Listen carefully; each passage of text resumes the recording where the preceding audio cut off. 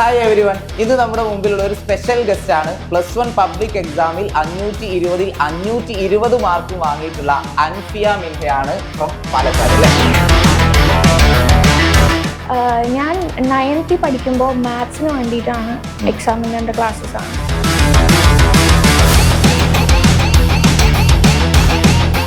ഫോണിലല്ലേ? അപ്പോൾ ഒരുപാട് ഡിസ്ട്രാക്ഷൻസ് ഒക്കെ വരാൻ ചാൻസ് ഇല്ല. അതായത് യൂട്യൂബ്, ഇൻസ്റ്റാഗ്രാം, അങ്ങനെ ഒരുപാട് സോഷ്യൽ മീഡിയ പ്ലാറ്റ്ഫോമുണ്ടല്ലോ. എങ്ങനെ അതൊക്കെ കൺട്രോൾ ചെയ്ത്?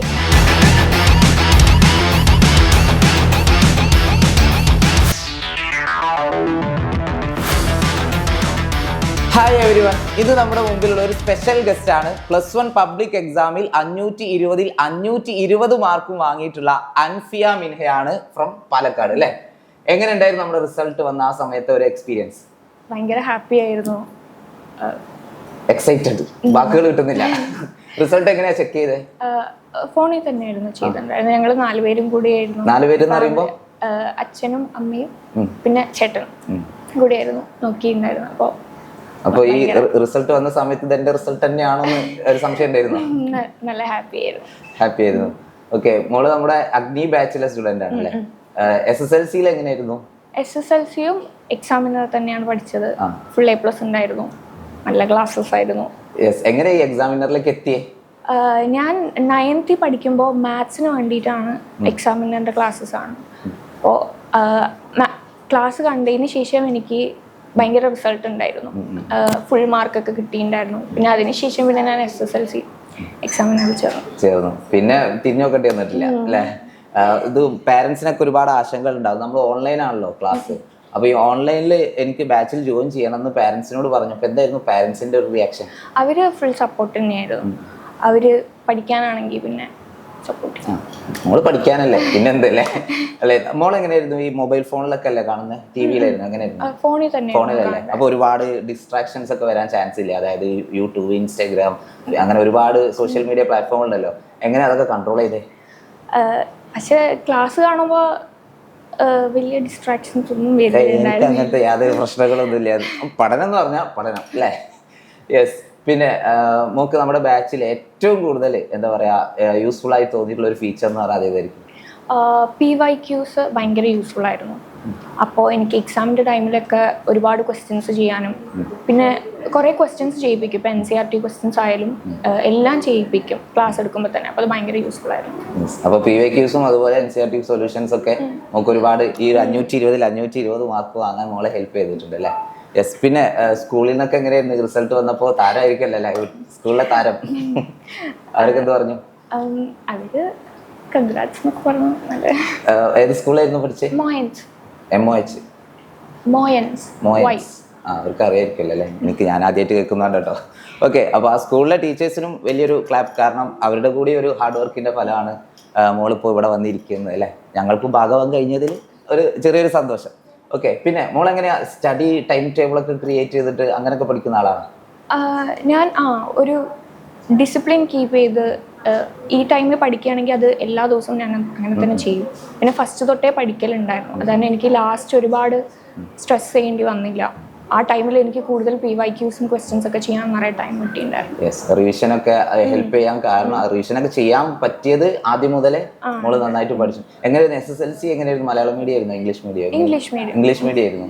അപ്പൊ ഒരു ചേഞ്ച് ഉണ്ടായിരുന്നോ +1 എത്തിയപ്പോ? SSLCയിൽ നിന്നും +1 ഒരു ചേഞ്ച് ഉണ്ടായിരുന്നു. അതിനെ കുറിച്ച് കുട്ടികൾക്ക് അറിയാൻ നല്ല താല്പര്യം ഉണ്ടാവും. യെസ്, ഒന്ന് പറഞ്ഞു. ഫസ്റ്റ് ഞാൻ വിചാരിച്ചൊന്നുമില്ല ഫുൾ മാർക്ക് കിട്ടും. കാരണം SSLCനേക്കാളും ഭയങ്കര കുറച്ചുകൂടെ ഹൈ ലെവലായിട്ട് എനിക്ക് തോന്നിയത്. ഇപ്പം ഫിസിക്സ് ആയാലും മാത്സ് ആയാലും കെമിസ്ട്രി ആയാലും. പക്ഷെ ഹാർഡ് വർക്ക് ചെയ്താൽ എല്ലാവർക്കും കിട്ടും.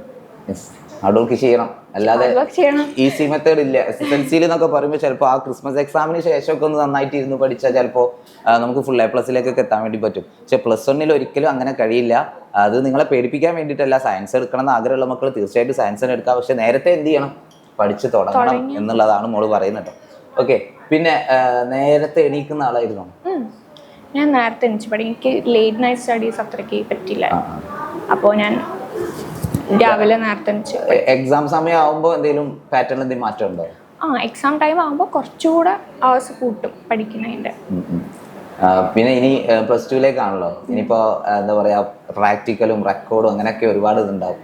മോൾ അതിനൊക്കെ എങ്ങനെയാണ് അതിനൊക്കെ നേരിടാൻ വേണ്ടി പോകുന്നത്? പ്ലാനിങ് വല്ലതും ഉണ്ടോ? കുറച്ചുകൂടെ ടൈം സ്പെൻഡ് ചെയ്യേണ്ടി വരും, കാരണം റെക്കോർഡ്സ് എഴുതാനുണ്ടാവും, അതിൻ്റെ ഇടയിൽ നമുക്ക് പഠിക്കുകയും വേണം, പ്രാക്ടിക്കൽസ് വരും, അപ്പോൾ കുറച്ചുകൂടെ ടൈം ടെൻഷനൊന്നും അടിക്കണ്ട കേട്ടോ, പ്രാക്ടിക്കലൊക്കെ വളരെ ഈസിയാണ്.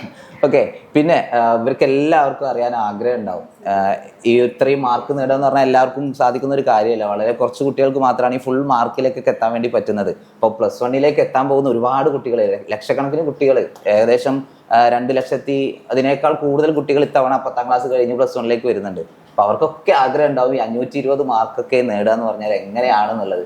മോക്ക് അവർക്ക് കൊടുക്കാൻ പറ്റുന്ന ഒരു എന്താ പറയുക, ഒരു സിമ്പിൾ ടിപ്പ് എന്തായിരിക്കും? ഫസ്റ്റ് തൊട്ടേ കുറച്ച് പഠിച്ചാൽ ഒരുപാട് നമുക്ക് അവസാനം എത്തുമ്പോൾ പഠിക്കേണ്ടി വരില്ല, നമുക്ക് കൂടുതൽ ടൈം കിട്ടും, അപ്പോൾ നമുക്ക് കൂടുതൽ ക്വസ്റ്റ്യൻസ് ചെയ്യാൻ പറ്റും, അപ്പോൾ നമുക്ക് കൂടുതൽ മാർക്ക് സ്കോർ ചെയ്യാൻ പറ്റും. അത്രേ ഉള്ളൂ. നേരത്തെ പറഞ്ഞ അതേ പോയിന്റ് തന്നെയാണ്, അതായത് നേരത്തെ പഠിച്ചു തുടങ്ങാന്നുള്ളതല്ലേ. മോള് +1 സയൻസ് എടുത്തത് ആരുടെങ്കിലും ഇൻഫ്ലുവൻസ് ഉണ്ടോ അതില്? അല്ല, അത് എനിക്ക് താല്പര്യമായിട്ട് എടുത്താ, സ്വന്തം താല്പര്യത്തിൽ എടുത്തതാണല്ലേ. സയൻസ് എടുക്കുമ്പോൾ ആരെങ്കിലും എന്താ പറയുക, 10ാം ക്ലാസ്സിൽ ഞാൻ കണ്ട എക്സാമിനറിൽ ലക്ഷ്യ ബാച്ചിൽ തന്നെ ഉണ്ടായിരുന്നല്ലോ. അപ്പോൾ നമ്മുടെ എന്താ പറയുക ഫേവറേറ്റ് ആയിട്ടുള്ള അലൻ സാറും അലക്സ് സാറും അതുപോലെ അർച്ചന മിസ് ഒക്കെ ഉണ്ടല്ലോ. അപ്പൊ ഇവരുടെ ക്ലാസ്സുകൾ കാണാൻ വേണ്ടിയിട്ട് എടുത്തതാണോ എന്ന് ചെറിയൊരു സംശയമുണ്ട്. ഓക്കെ. പിന്നെ ഹിന്ദി ക്ലാസ്സസ് നോട്ട്സ് ഒക്കെ എനിക്ക് ഭയങ്കര യൂസ്ഫുൾ ആയിരുന്നു, അപ്പം അതിനു വേണ്ടി കൂടിയാണ് എടുത്തത്. പിന്നെ ഫിസിക്സ് ഒക്കെ ഭയങ്കര നന്നായി പഠിപ്പിച്ചു തരും. ലൈക്ക് ഒരു ചോദ്യം ചോദിക്കാണ്ട്, അതായത് മോൾക്ക് എക്സാമിനറിൽ ഏറ്റവും ഇഷ്ടപ്പെട്ട ഫേവറേറ്റ് ഫാക്കൽറ്റി ആരാന്ന് വെച്ചാൽ എന്നെ പറയണ്ട കേട്ടോ, ഞാൻ അവിടെ ഇരിക്കുന്നതുകൊണ്ട് ഞാൻ പറയിപ്പിക്കാന്ന് കരുതിപ്പോ. വേറെ ആരാ? അലൻ സാർ മാത്സിന്റെ. യെസ്, മാത്സ് ഇഷ്ടപ്പെടാൻ കാരണം മാത്സ് ഇഷ്ടമായതുകൊണ്ടാണ്. മാത്സ് എനിക്ക് ഇഷ്ടമാണ്, പിന്നെ സാർ എടുക്കണ അടിപൊളിയാണ്, വേറെ വാക്കുകളില്ല അപ്പൊ അല്ലേ. യെസ്. അപ്പോ പിന്നെ നമ്മുടെ ഗൈഡുകളൊക്കെ യൂസ് ചെയ്തിരുന്നു, നമ്മുടെ എക്സാമിന്റെ ഗൈഡ് കിട്ടിയിരുന്നു, അത് മോളെങ്ങനെയാ യൂസ് ചെയ്തിരുന്നത്?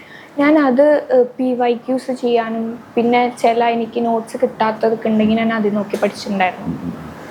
അങ്ങനെ ഗൈഡും മാക്സിമം യൂട്ടിലൈസ് ചെയ്തിട്ടുണ്ട് അല്ലേ. നമുക്ക് ആ ഗൈഡിനെ കുറിച്ച് ഒരു ഒപ്പീനിയൻ പറയുകയാണെങ്കിൽ, ഒരു റേറ്റിംഗ് കൊടുക്കുകയാണെങ്കിൽ 5ൽ എത്ര റേറ്റിംഗ് കൊടുക്കാൻ guide? 5 out of 5. Okay, yes. അപ്പോൾ ഞാൻ അത്രയും പ്രതീക്ഷ ഉണ്ടായിരുന്നില്ല കേട്ടോ. എല്ലാത്തിനും ചെറിയ എന്തെങ്കിലുമൊക്കെ നെഗറ്റീവ്സ് ഉണ്ടാവും, പക്ഷെ അത് സിൻസിയർ ആയിട്ട് പറഞ്ഞാൽ 5 out of 5 ഉണ്ട്. കാരണം ഒരുപാട് കുട്ടികൾക്ക് ഹെൽപ്ഫുൾ ആയിട്ടുള്ള ഒരുപാട് കാര്യങ്ങൾ നമ്മുടെ ഗൈഡിൽ നമ്മൾ ഉൾപ്പെടുത്തിയിട്ടുണ്ട്. ഇപ്പോൾ സിലബസ് ഒക്കെ മാറിയിട്ടുണ്ട്, 8ലും 10ലൊക്കെ നമ്മൾ ഗൈഡിൻ്റെ പ്രിപ്പറേഷനിലാണ്. അപ്പോൾ ആ കുട്ടികൾ ആരെങ്കിലും ഇത് കാണുന്നുണ്ടെങ്കിൽ തീർച്ചയായിട്ടും ഇത് ഡിലേ ആവാൻ, നിങ്ങൾക്ക് കയ്യിലേക്ക് എത്താൻ ഡിലേ ആവാൻ കാരണം അത് അത്രയ്ക്ക് പെർഫെക്റ്റ് ആവണം എന്നുള്ളത് നമ്മൾ എൻഷുർ ചെയ്യുന്നതുകൊണ്ട് മാത്രമാണ് കേട്ടോ. ഓക്കെ, പിന്നെ ഇനി +2 കഴിഞ്ഞിട്ട് വാട്ട് ഇസ് നെക്സ്റ്റ്? കീം എഴുതണം നോക്കുന്നുണ്ട്. കീമാണ് എല്ലാവരും ഇങ്ങനെയൊക്കെ പോകുമ്പോൾ നീറ്റിലേക്കാണ് ആദ്യം വരുന്നത്.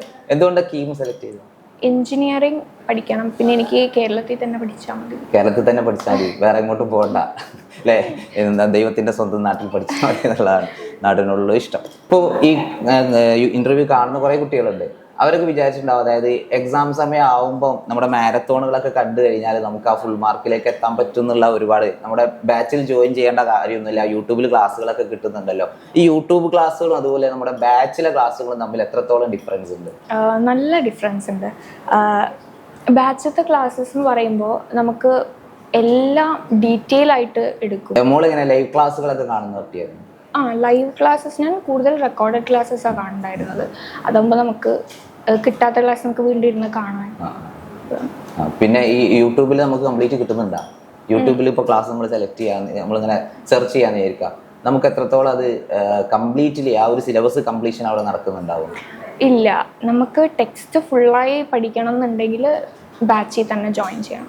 ബാച്ചിൽ ജോയിൻ ചെയ്തെങ്കിൽ നമുക്ക് A to Z കാര്യങ്ങളെല്ലാം ഉണ്ടാവും. പക്ഷെ നമ്മൾ കൃത്യമായിട്ട് എന്ത് ചെയ്യണം, അത് ഫോളോ ചെയ്ത് പോകണം എന്നുള്ളതാണല്ലേ. നമ്മൾ ടൈം ടേബിൾ തരുന്നുണ്ടെങ്കിൽ അത് കൃത്യമായിട്ട് ഫോളോ ചെയ്തിട്ടില്ലെങ്കിൽ ബാക്ക്ലോഗ് വന്നു കഴിഞ്ഞാൽ പണി കിട്ടും എന്നുള്ളതാണ്. കാരണം നമുക്ക് അത്ര കണ്ട് പഠിക്കാനുണ്ട് +1. ഓക്കെ, നമുക്ക് അങ്ങനെ ബാക്ക്ലോഗ് എല്ലാം വന്നിട്ട് പിന്നീട് റിക്കവർ ചെയ്യേണ്ട അങ്ങനത്തെ എന്തെങ്കിലും ഘട്ടം വന്നിട്ടുണ്ടായിരുന്നു? ഉണ്ടായിരുന്നു. എനിക്ക് ഫസ്റ്റ് ടൈം ഞാൻ കുറച്ച് ലേറ്റ് ആയിട്ടായിരുന്നു ക്ലാസ്സിൽ ജോയിൻ ചെയ്തത്. അപ്പോൾ എനിക്ക് ഫസ്റ്റ് ഒരു ബുദ്ധിമുട്ടുണ്ടായിരുന്നു. പിന്നെ എങ്ങനെയാ അധിക സമയം കണ്ടെത്തി, എങ്ങനെയാ ഈ സൺഡേസിലോ അങ്ങനെ എന്തെങ്കിലും ചെയ്ത് എക്സ്ട്രാ ചെയ്തിരുന്നു? ഞാൻ സാറ്റർഡേ സൺഡേ ഒക്കെ കുറച്ച് കൂടുതൽ പഠിക്കുമായിരുന്നു. പിന്നെ ക്ലാസ്സുള്ള ഡേയ്സിൽ രാവിലെ നേരത്തെ എണീക്കുമായിരുന്നു. അപ്പോൾ അങ്ങനെയൊക്കെ മാനേജ് ചെയ്തു അല്ലേ? അത് ആദ്യം മുതലേ മാനേജ് ചെയ്തില്ല, അതായത് ഒരു ആഗസ്റ്റ് സെപ്റ്റംബർ മാസം ക്രിസ്മസ് എക്സാമിന് മുമ്പേ ഈ കാര്യങ്ങൾ ചെയ്തിട്ടുണ്ടാവണം അല്ലേ? വല്ലാതെ ബാക്കിലോഗ് വെച്ച് കഴിഞ്ഞാൽ നടക്കൂല. ഓക്കെ, അപ്പോൾ ഇതൊക്കെയാണ് നമ്മുടെ അൻഫിയ മിൻഹ അല്ലെ. അൻഫിയ മിൻഹക്ക് അവരുടെ ഫുൾ മാർക്ക് കിട്ടിയതിനെ കുറിച്ച് നിങ്ങളോട് പറഞ്ഞു തരാനുള്ളത്. ഏറ്റവും അവസാനമായിട്ട് നേരത്തെ പറഞ്ഞ ആ പോയിന്റ് ഒരിക്കൽ വേറെ നേരത്തെ പഠിക്കണം എന്നുള്ളതല്ലാതെ ഒരു ആസ് എ സ്റ്റുഡൻറ്, അത് സയൻസ് എടുക്കുന്ന കുട്ടിയാവും, കൊമേഴ്സോ ഹ്യൂമാനിറ്റീസോ എന്തോ ആവാം അല്ലെ, അങ്ങനെയുള്ള ഒരു സ്റ്റുഡൻസിന് ഈ ഒരു ലെവലിലേക്ക് എത്താൻ ഒരു മോട്ടിവേഷൻ എന്നുള്ള രീതിയിൽ എന്തായിരിക്കും അവസാനമായിട്ട് പറയാനുണ്ടാവും? നമുക്കൊരു ലക്ഷ്യം ഉണ്ടെങ്കിൽ അതിനു വേണ്ടി നന്നായി ഹാർഡ് വർക്ക് ചെയ്യുക എന്നുള്ളതാണ്. ഹാർഡ് വർക്ക് ചെയ്താൽ നമുക്ക് എന്തായാലും കിട്ടും, ആർക്കായാലും കിട്ടാം. തീർച്ചയായിട്ടും.